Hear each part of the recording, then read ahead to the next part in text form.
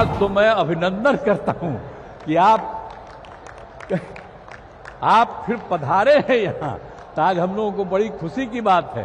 आप पहले आए थे, इधर हम गायब हो गए थे, तभी हम फिर आपके साथ हैं। हम आपको आश्वस्त करते हैं कि अब इधर उधर होने वाले नहीं है, हम रहेंगे आप ही के साथ।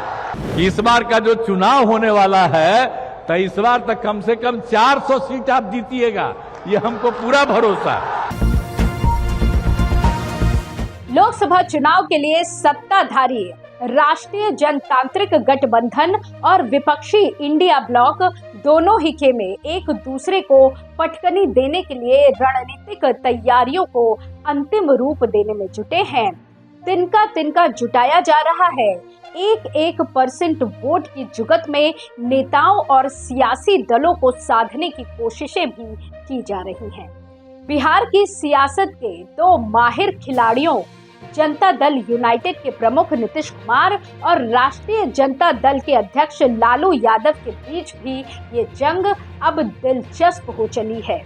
कभी लालू यादव के खासम खास रहे आनंद मोहन का परिवार अब जेडीयू में शामिल हो गया है। पूर्व सांसद और बाहुबली नेता आनंद मोहन की पत्नी लवली आनंद ने जेडीयू का दामन थाम लिया है। लवली आनंद के लोकसभा चुनाव लड़ने की चर्चा है। उनके बेटे चेतन आनंद विधायक है। आरजेडी के टिकट पर विधायक निर्वाचित हुए चेतन ने जेडीयू के फिर से एनडीए में लौटने के बाद नीतीश सरकार के शक्ति परीक्षण के दौरान पाला बदल गया था। तो शासन बाबू नीतीश कुमार की पार्टी जेडीयू और एनडीए के लिए आनंद फैमिली क्यों जरूरी है, अब चर्चा इसे लेकर भी शुरू हो गई है। अब आपको बताते हैं कि एनडीए के लिए आनंद फैमिली क्यों जरूरी है। दरअसल बिहार में लोकसभा की 40 सीटें हैं और एनडीए की अगुवाई कर रही भारतीय जनता पार्टी ने सूबे की सभी सीटें जीतने का लक्ष्य रखा है। अब की बार 400 पार का नारा देकर चुनाव मैदान में उतरे एनडीए के सामने हिंदी बेल्ट में अपना किला बचाए रखने की चुनौती है और इस लक्ष्य तक पहुंचने के लिए गठबंधन छोटे छोटे वोट ब्लॉक्स को टारगेट कर रहा है।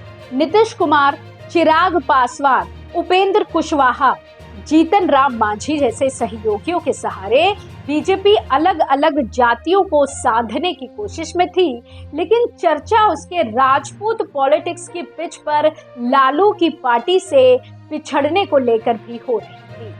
आरजेडी के पास आनंद फैमिली थी ही, जेल में बंद चल रहे प्रभुनाथ सिंह और जगदानंद सिंह जैसे कद्दावर चेहरे भी हैं।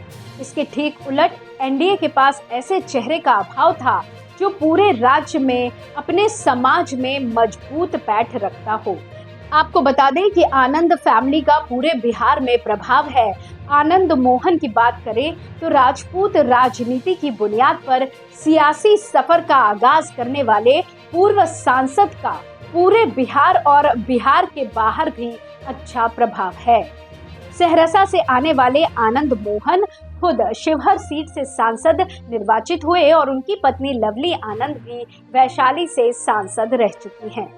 अब आनंद फैमिली के आरजेडी से एग्जिट और जेडीयू में एंट्री को राजपूत राजनीति का यही शून्य भरने की एनडीए की रणनीति से जोड़कर देखा जा रहा है। इसे इस तरह से भी समझा जा सकता है कि जब आनंद मोहन जेल में थे, सीएम नीतीश कुमार महाराणा प्रताप की जयंती पर आयोजित शौर्य दिवस कार्यक्रम में शामिल होने पहुंचे थे।